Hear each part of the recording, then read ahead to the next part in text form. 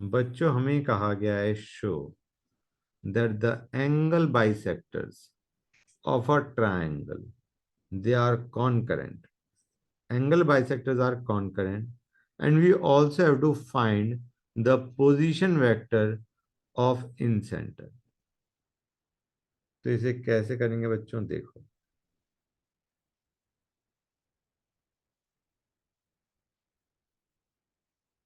First I made a triangle. ये हमारा triangle हो गया ए बी सी. इसका पोजीशन वेक्टर भी ए बी एंड सी. अब आते हैं एंगल बाइसेक्टर्स पे बच्चों. ए का एंगल बाइसेक्टर मानो ए डी. बी का एंगल बाइसेक्टर मानो बी ई. सी का एंगल बाइसेक्टर मानो सी एफ. हमें प्रूव करना है A D B and C F they are concurrent, they are passing through a single point. और हमारा ये जो पॉइंट है इन सेंटर, इसका हमें क्या चाहिए, पोजीशन वेक्टर भी चाहिए. We need the position vector of the point of concurrence, जिसे क्या बोलते हैं, इन सेंटर बच्चों. हमें इस इन सेंटर का पोजीशन वेक्टर चाहिए. अब कैसे करेंगे बच्चों इसे. गैस एक चीज और अज्यूम करके चलो. Let us assume B C is X. ऐसे कम बी सी को मान के चलो it is X. A C को मान के चलो इट इज वाई. और ए बी को मान के चलो इट इज जेड बच्चों. ये क्यों किया है अभी समझ में आ जाएगा बच्चों. एंगल बाइसेक्टर की हमें एक प्रॉपर्टी पता है. सुनते आना बच्चों, इंपॉर्टेंट है. एंगल बाइसेक्टर की प्रॉपर्टी ये है, B D by D C can be written as Z by Y. समझ में आया नहीं आया बच्चों. तो ये आएगा जेड, ये आएगा Y. B D by D C is nothing but Z by Y. Fine. Similarly A E by E C क्या होगा, A E by E C.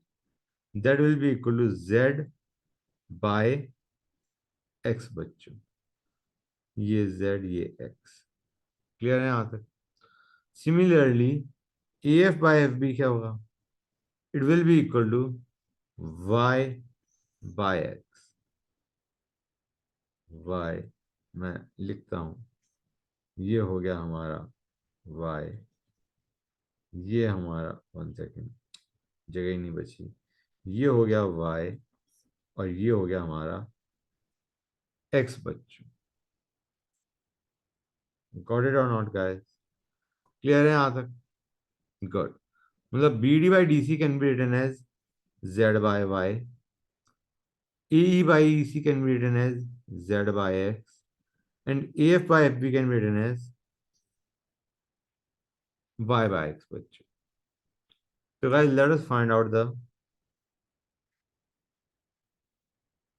position vector for D.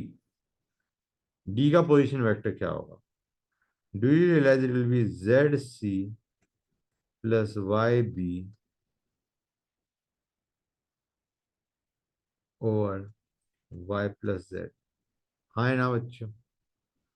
Clear है यहाँ तक. सिमिलरली तुम्हारा E क्या आ जाएगा बच्चों. E क्या आएगा guys. I am talking about position vector of E. It will be ZC plus X A over X plus Z. और थर्ड हमारा बनेगा F will be equal to what, F this one. ये हमारा होगा Y B plus X A. Y B plus X A. Y B plus X A over X plus Y. अब हम पहले इसे ऐसे लिख देते हैं. कैसे बच्चों, तीनों को मैं लिख रहा हूँ, चेंज कर रहा हूँ थोड़ा. Y plus Z is equal to Z C. Hold से बच्चों, Z C plus Y B. Okay guys. अब दूसरे पे आते हैं, X plus Z E is equal to Z C plus X A. अब थर्ड पे आते हैं, X plus Y, one second बच्चों, X plus Y F is equal to Y B plus X A. अब हमें क्या करना है बच्चों? अब हमें राइट हैंड साइड को बराबर करना है। राइट हैंड साइड को हमें क्या करना है बच्चों? इक्वल। अब यहाँ पे पहले वाले में अगर हम एक्स ए ऐड कर दें, ओके गाइस, दूसरे वाले में हम वाई बी ऐड कर दें, ओके गाइस, और तीसरे वाले में हम जेड सी ऐड कर दें, तो हमारा राइट हैंड साइड तीनों का सेम हो गया। Now let us divide by the coefficients. Coefficients क्या है बच्चों? X Y and Z, Y X and Z, Z X and Y. Idea, जो कोएफिशिएंट्स है इनका सम से हम डिवाइड कर देंगे। क्लियर है गाइस? तो मैं एक काम करता हूँ, मैं फिर से ही लिख देता हूँ, will divide the expression by X plus Y plus Z, that is the whole idea. ठीक है ना बच्चों? तो ये क्या बन जाएगा? X A plus Y plus Z D over X plus Y plus Z is equal to Y B plus X plus Z E by, hold on a sec बच्चों, E by X plus Y plus Z will be equal to zc plus x plus y f over x plus y plus z is equal to xa plus yb plus zc divided by x plus y plus z। समझ गए बच्चों? ये हमने लिख दिया। ये तीनों, ये ये एंड ये is equal to this. Okay guys, तो do you realise or not, this is the this is the incentre बच्चों। ये क्या है? This is the incentre. It is dividing AD segment, जो हमारा एडी है, it is dividing it in the ratio X is to Y plus Z. समझ आ रहा है नहीं आ रहा है बच्चों? क्लियर है यहाँ तक? एडी में देखो, समझो गाइस क्या कहना चाह रहे हैं हम। ये ए है, ये डी है, ओके। ये हमारा इन सेंटर है जिसका पोजीशन वेक्टर हमें पता है, इसको आई लिख दो। अब ये एडी को किस में डिवाइड कर रहा है? इसमें डिवाइड करेगा नहीं करेगा बच्चों, बताओ? क्योंकि अगर मैं यहां से इन सेंटर निकालना चाहूँ, what will that be? Will be X A plus Y plus Z D divided by X plus Y plus Z. हाँ है ना बच्चों? ये क्या बन जाएगा? Y plus Z D plus X A over X plus Y plus Z. यही लिखा हुआ है, नहीं लिखा हुआ है बच्चों? We are given this only, and same goes for BE and same goes for CF। तुम्हारा एक क्या डिवाइड करेगा बच्चों? एडी को उसने किस में डिवाइड करा? पहली चीज तो मैं बता दूं तुम्हें, ये जो है, फिर से बता रहा हूँ, this is the position vector of incentre and incentre is dividing AD.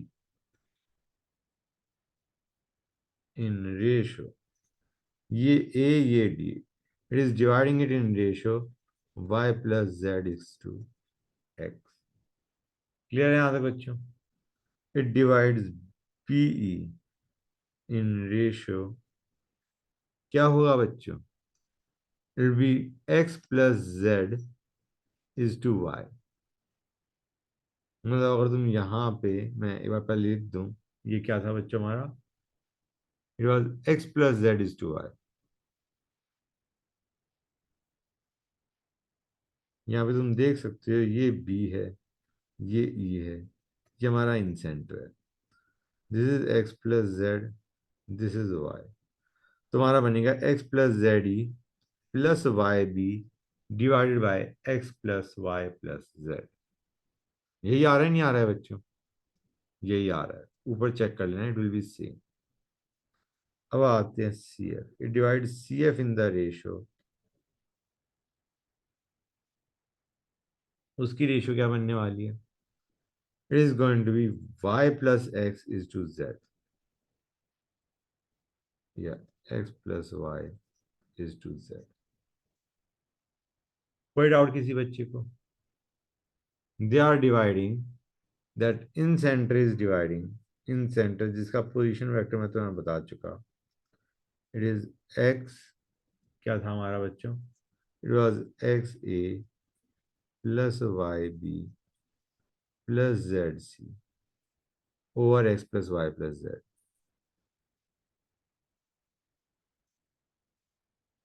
And it divides AD BN CF in this ratio guys. समझ गए? ये पॉइंट, ये जो इन सेंटर है, ये तीनों को डिवाइड, मतलब तीनों जो लाइन सेगमेंट है AD B और CF, इन तीनों को डिवाइड कर रहा है इस रेशियो में. और हम इससे ये भी कह सकते हैं that I in center is the common point of intersection